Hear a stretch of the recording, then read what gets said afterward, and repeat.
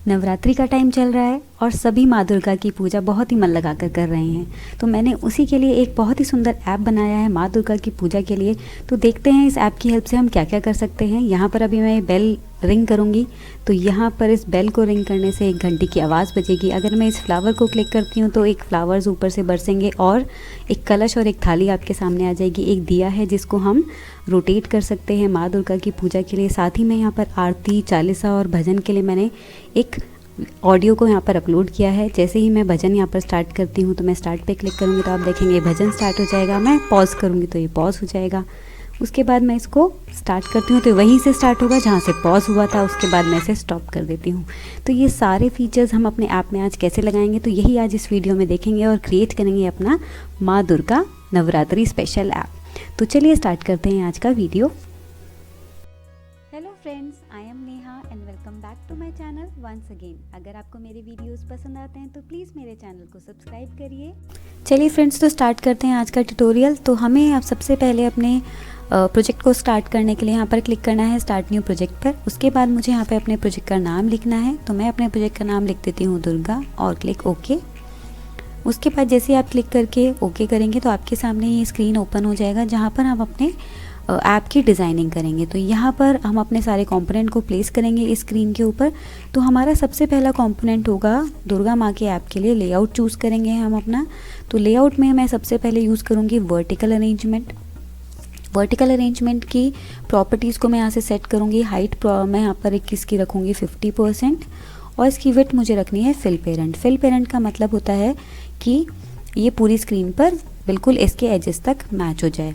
अब हम यहाँ पर यूज़ करेंगे हॉरिजॉन्टल अरेंजमेंट।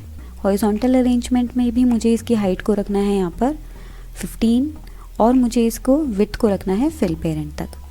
अब मैं यहाँ पर अपने इस वाले अरेंजमेंट पे वर्टिकल अरेंजमेंट में मुझे दूसरा कंपोनेंट यूज़ करना है। मुझे जाना है ड्राइंग एंड एनिमेशन पर। यहाँ पर मैं यूज़ करूँगी कैनवास। कैनवास अरेंजमेंट हम क्यों यूज़ करते हैं, क्योंकि अगर हमें किसी भी ड्राइंग ऐप को क्रिएट करना है या फिर हमें किसी भी ऑब्जेक्ट को मूव करके दिखाना है तो हम कैनवास कंपोनेंट को यूज़ करते हैं। चलिए, तो मैं इसकी प्रॉपर्टीज़ को सेट कर देती हूँ। इसकी प्रॉपर्टीज़ में हाइट रखूँगी इसकी 50% जो कि मेरे इस वाले अरेंजमेंट की हाइट है, और इसकी विड्थ को मैं रखूँगी फिल पेरेंट ओके।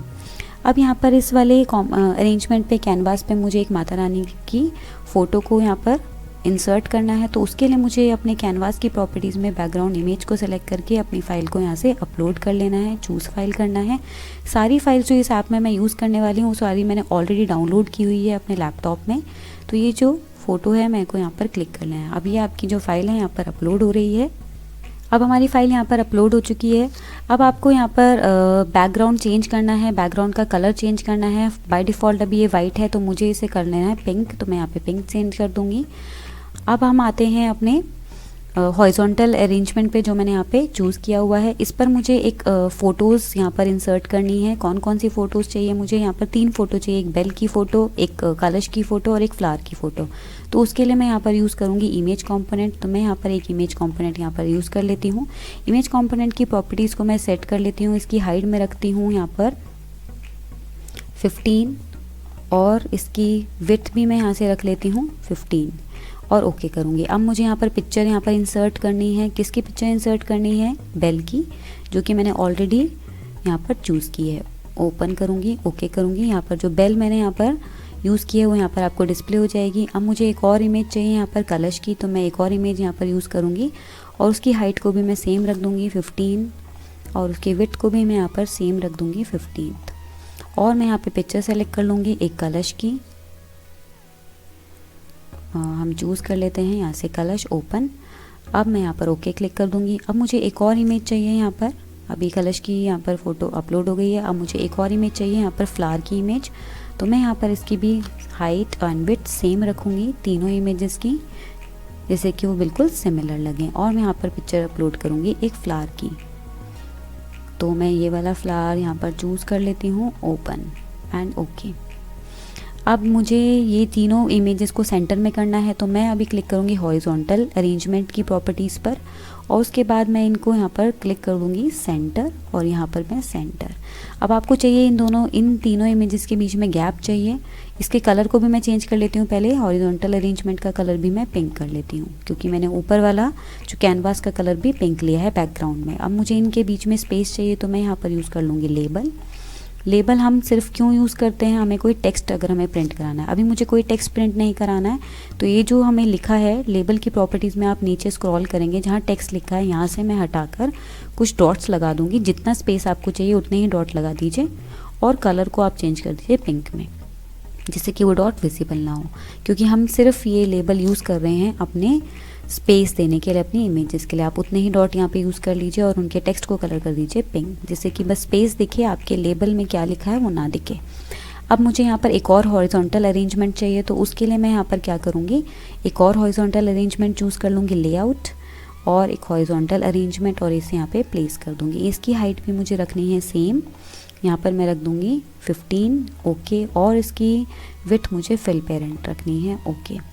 इसका कलर भी मुझे क्या करना है, पिंक करना है। पहले मैं इसकी अलाइनमेंट भी सेंटर और सेंटर कर लेती हूँ, कि जो भी चीज़ मैं यहाँ पर प्लेस करूँ वो सेंटर में आए, और डिफ़ॉल्ट कलर इसका भी मैं पिंक कर लेती हूँ। अब मुझे यहाँ पर डिस्प्ले कराना है स्टार्ट, पॉज और play button, start, pause and stop button. और मुझे यहाँ पर एक आरती के लिए एक नाम देना है कि यहाँ पे मेरी आरती है, उसके लिए यहाँ पर 3 बटन मैंने प्लेस किए हैं।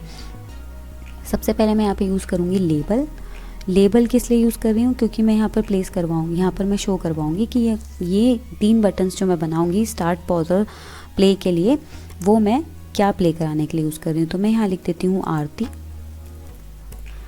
ये माता रानी की आरती का एक ऑडियो मैं यहाँ पर इंसर्ट करूँगी। वो कैसे, अभी तो हम सिर्फ क्या करवा रहे हैं, डिस्प्ले करा रहे हैं कि हमारे यूज़र को समझ आ जाए कि ये 3 बटन जो हम यहाँ पर यूज़ करेंगे वो तीनों बटन किस लिए हैं। तो इसका बैकग्राउंड कलर ब्लू कर लेती हूँ और इसका साइज़ थोड़ा बड़ा कर लेती हूँ, जिससे कि ये जैसे विजिबल हो, लाइक दिस। चलिए अब हम यहाँ पर प्लेस करेंगे 3 बटन। पहला बटन मैं यहाँ पर प्लेस कर लेती हूँ। पहले फर्स्ट बटन की प्रॉपर्टी मैं चेंज कर लेती हूँ, फॉन्ट का बोल्ड कर लेती हूँ और उसके साइज़ को भी मैं 20 कर लेती हूँ, फॉर एग्ज़ाम्पल 15 कर लेती हूँ। और उसके बाद मैं यहाँ पर इसकी शेप को ओवल कर लेती हूँ और मैं यहाँ पर लिखूँगी स्टार्ट। मुझे यहाँ पर स्टार्ट दिखाना है। इसका बैकग्राउंड कलर हम चेंज कर लेंगे, फॉर एग्ज़ाम्पल ग्रीन, क्योंकि स्टार्ट है तो ग्रीन अच्छा रहेगा। अब मुझे यहाँ पर एक पॉज बटन चाहिए, तो मैं इसे कॉपी कर लूँगी। तो मैं इसे क्लिक करके कॉपी और पेस्ट, कॉपी और पेस्ट। तो ये सेकंड बटन मेरा होगा पॉज का, तो मैं इसको पॉज लिख दूँगी यहाँ पर। थर्ड बटन होगा मेरा स्टॉप का, तो मैं यहाँ लिख दूँगी स्टॉप। अब आपको कलर चेंज करना है तो कर दीजिए। पॉज का कलर मैं यहाँ पर येलो रखूँगी और स्टॉप का कलर मैं यहाँ पर रेड रखूँगी। ये मेरी आरती के लिए मैंने यहाँ पर बनाया। अब आपको चाहिए एक और नीचे हॉरिजॉन्टल अलाइनमेंट, जिस पे हमें सेम यही चीज़ें चाहिए। तो मैं पूरे हॉरिजॉन्टल पैनल को यहाँ पर कॉपी और पेस्ट कर दूँगी। तो मैं यहाँ पर कॉपी करूँगी और पेस्ट कर दूँगी। अब आप देखेंगे सेम टू सेम नीचे यहाँ पर सब कुछ वही आ गया है। बस मुझे यहाँ पर आरती की जगह यहाँ पर क्या लिखना है, भजन, और क्लिक कर दीजिए, भजन आ गया। स्टार्ट, पॉज और स्टॉप सेम ही रहेगा, ठीक है। अब ये हमने यहाँ पर प्लेस कर दिया है। अगर आपको एक और चाहिए नीचे 40 के लिए, तो आप एक और हॉरिजॉन्टल अलाइनमेंट यहाँ पर चूज़ कर सकते हैं। अब लेकिन स्पेस नहीं है, आप कहेंगे यहाँ पर स्पेस नहीं है तो और मैं कैसे चूज़ करूँ। उसके लिए हमारे पास एक ऑप्शन होगा जो हमें चेंज करना है स्क्रीन की प्रॉपर्टीज़ में। तो मैं यहाँ पर स्क्रीन के ऊपर यहाँ क्लिक कर देती हूँ। अब आप यहाँ पर देखो स्क्रीन की प्रॉपर्टीज़ आ गई है। तो यहाँ पर मैं सेलेक्ट करूँगी स्क्रॉलेबल, इसको हमें टिक करना है, जिससे कि हमारे पास एक हॉरिजॉन्टल बार आ जाए, जिससे कि मैं जितने भी नीचे और पैनल या और लेआउट यूज़ करूँ वो सारे के सारे मैं स्क्रॉल करके देख पाऊँ। तो अगर आप चाहते हो एक और हॉरिजॉन्टल अलाइनमेंट, तो इसे कॉपी करिए, पेस्ट करिए। तो ये देखिए यहाँ पर ये नीचे आपका आ जाएगा ऐसे। तो अब आप देखेंगे स्क्रॉल करके एक और आ गया। तो मैं यहाँ पर लिख देती हूँ इसका नाम चालीसा, और स्टार्ट स्टॉप तो वही रहेंगे। चलिए, तो अब हमारा ये काम पूरा हो गया है। अभी हम मुझे यहाँ पर एक और चीज़ें फॉलिंग फ्लावर्स बनाने हैं। फॉलिंग फ्लावर्स के लिए हम इमेज यूज़ नहीं करेंगे, उसके लिए हमारे पास एक और कंपोनेंट होता है। आपको जाना है ड्राइंग एंड एनिमेशन में, इमेज स्प्राइट। इमेज स्प्राइट का मतलब कि मूविंग ऑब्जेक्ट आप दिखा रहे हो, जो ऑब्जेक्ट आप यूज़ कर रहे हो, जो इमेज आप यूज़ कर रहे हो वो मूव हो पाए। तो यहाँ पर मैं 1, 2, 3 एंड 4 इमेज स्प्राइट यहाँ पर यूज़ करूँगी। अब 4 क्यों यूज़ कर रही हूँ, आप बहुत सारे भी यूज़ कर सकते हैं, 3 फ्लावर्स के लिए और 1 दिए के लिए। आपने देखा होगा मैंने जो आपको ऐप दिखाया था, एक दिया भी उसमें मैं मूव करके आपको दिखा रही थी। चलिए, तो फ्लावर्स की जो मैंने इमेज स्प्राइट 1 है, इसकी प्रॉपर्टीज़ हम सेट कर लेते हैं। इसकी प्रॉपर्टीज़ में यहाँ पर हाइट ले लेती हूँ 50 और इसकी विड्थ भी मैं यहाँ ले लेती हूँ 50। चलिए, अभी मैं यहाँ से डिलीट कर दी हूँ, इसलिए डिलीट कर रही हूँ क्योंकि मैं अब इसको कॉपी पेस्ट करूँगी, अदरवाइज़ मुझे सारे चीज़ को क्या करना होगा, चेंज करना होगा। मेरा एक प्रॉपर्टी यहाँ पर सेट हो गई 50-50 वाली, तो मैं क्या करूँगी, इसको कॉपी करूँगी, पेस्ट करूँगी और एक और यहाँ पर मैं कॉपी करूँगी इसको और इसको पेस्ट कर दूँगी। तो अब मेरे यहाँ पर 3 इमेज स्प्राइट मेरे यहाँ पर आ गए हैं। ये देखिए आप, सेम प्रॉपर्टीज़ के जो मैंने यहाँ पे 50 पिक्सल ये सेट की थी। अब मुझे यहाँ पर क्या चाहिए, यहाँ पर मुझे वो पिक्चर चाहिए जिसको मुझे मूव करके दिखाना है। तो ये मेरी 3 पिक्चर हैं यहाँ पर, एक और पिक्चर मेरी मूव हो गई, 3rd पिक्चर मेरी एरियस। चलिए, तो अब मुझे फर्स्ट इमेज स्प्राइट पे मैं यहाँ क्लिक करूँगी और इसके लिए पिक्चर कैसे इंसर्ट करूँगी, सेम पिक्चर पे जाना है और यहाँ पर फर्स्ट फ्लावर मेरा यहीं पर ये पिक्चर 4, ये ऑलरेडी मेरा एक फ्लावर है, मैं इसी को चूज़ कर लेती हूँ as a first flower, falling flower.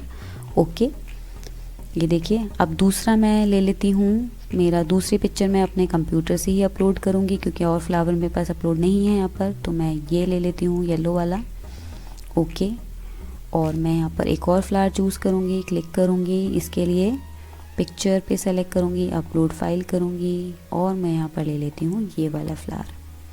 Okay, अभी 3 फ्लावर आ गए। एक मैंने यहाँ पर और एक इमेज, एक ये फ्लावर अभी अपलोड हो रहा है, एक और इमेज स्प्राइट मैंने यहाँ यूज़ किया था, ये मैं यूज़ करूँगी अपने दिए के लिए। तो मैं इसका साइज़ भी रख लेती हूँ 40 और इसका 40 विड्थ। अब यहाँ पर जो दिया है उसको मैं इंसर्ट कर लेती हूँ। दिया को इंसर्ट करने के लिए पिक्चर पे जाना है, अपलोड फाइल पे करना है, दोबारा से वही प्रोसेस फॉलो करना है, दिया क्लिक करना है, ओपन करना है, ओके करना है। अब वो दिया भी यहाँ पर इंसर्ट हो जाएगा, ये रहा दिया। अब आप चाहते हो कि तीनों फ्लावर्स आपको तब विजिबल हों जब आप किसी ऑप्शन को क्लिक करें, तो मैं चाहती हूँ जब मैं इस फ्लावर को क्लिक करूँ अपने ऐप पे, जब मेरा ऐप रन कर रहा है और इसमें फ्लावर को क्लिक करूँ तो ये तीनों फ्लावर फॉल करते हुए दिखे मुझे और ये कलश भी मुझे उसी टाइम डिस्प्ले हो। जब मैं ऐप पहली बार ओपन करूँ तो ये कलश भी मुझे डिस्प्ले ना हो, ये तीनों फ्लावर्स भी डिस्प्ले ना हो मेरी स्क्रीन पर। जब मैं इस फ्लावर को क्लिक करूँ तब ये सारी चीज़ें मुझे विजिबल होनी चाहिए। तो उसके लिए हमें पहले क्या करना होगा, इन तीनों पिक्चर्स को सेट करना होगा, टिक करके अनचेक करना है विजिबल वाले ऑप्शन को। दिए को भी मुझे विजिबल वाले ऑप्शन को अनटिक करना है। विजिबल दिए को तो मैं कर लेती हूँ क्योंकि दिया तो मैं चाहती हूँ कि वो विजिबल ही रहे हमेशा जब भी मैं अपनी स्क्रीन को ऑन करूँ। कलश मैं चाहती हूँ कि वो विजिबल तब हो जब मैं इस फ्लावर को क्लिक करूँ। अब ये सारी इमेजेस स्प्राइट जो यहाँ पर थी वो कहीं गायब नहीं हुए हैं, वो तब डिस्प्ले होंगे जब मैं इस फ्लावर को यहाँ पर क्लिक करूँगी। अब मैं यहाँ पर मीडिया फाइल इंसर्ट कर लेती हूँ। मीडिया फाइल मतलब मैं वो ऑडियो इंसर्ट कर लेती हूँ जो आरती के स्टार्ट बटन पे क्लिक करने से आरती स्टार्ट होनी चाहिए, भजन भी स्टार्ट होना चाहिए स्टार्ट बटन पे क्लिक करने से, और चालीसा भी। तो उसके लिए हमें जाना होगा मीडिया पर। मीडिया पर पहले मैं साउंड इंसर्ट करूँगी। मैंने साउंड क्लिक किया, इंसर्ट किया, देखिए यहाँ पर आ गया। ये कंपोनेंट वो है जो स्क्रीन पर नहीं दिखाना चाहते तो वो यहाँ नीचे डिस्प्ले होते हैं। अब साउंड मैंने क्यों यूज़ किया है, क्योंकि बेल जो है वो बहुत थोड़ी सी साउंड क्लिप होती है कुछ सेकंड्स की, तो उसके लिए हम साउंड यूज़ करते हैं। तो उसको हम साउंड मैंने यूज़ किया है। साउंड हमें चाहिए, मैं यहाँ क्लिक करूँगी सोर्स पर, उसकी प्रॉपर्टीज़ यहाँ पर सेलेक्ट हैं, source, upload file, choose file, और मेरी साउंड है मैंने यहाँ पे ऑलरेडी सेलेक्ट की हुई है, मैं बेल की साउंड, ये रही bell ring, open and okay. अब मेरी वो MP3 फाइल जो है यहाँ पर अपलोड हो रही है, अपलोड हो गई है। तो जब भी मैं इस बेल पे क्लिक करूँगी मेरा ये बेल साउंड आएगी। अब मैं चाहती हूँ आरती के टाइम पर जब मैं स्टार्ट बटन क्लिक करूँ तो आरती प्ले होनी चाहिए, तो उसके लिए मैं प्लेयर ले लूँगी क्योंकि आरती थोड़ी लंबी होती है इसलिए हम प्लेयर यूज़ करते हैं। यहाँ पर अब हम इसके लिए भी सोर्स यहाँ से सेलेक्ट कर लेते हैं कि हमें कौन सी आरती प्ले करवानी है। तो मैं यहाँ से अभी एक आरती ले लेती हूँ, बहुत ज़्यादा लंबी वाली कोई भी आरती आप यूज़ नहीं कर सकते। तो अभी मैं आपको दिखाती हूँ, ये चूज़ करती हूँ ओके एंड ओके। अब ये फ़ाइल हमारी अपलोड हो रही है। इस फाइल को अपलोड होने में थोड़ा सा टाइम लग सकता है क्योंकि आपकी ये थोड़ी सी कुछ 2 या 3 मिनट की एक आपकी ऑडियो फाइल है। चलिए, अब हमारी आरती भी अपलोड हो चुकी है। अगर आपको भजन भी अपलोड करना है तो हमें एक और प्लेयर यहाँ पर यूज़ करना होगा।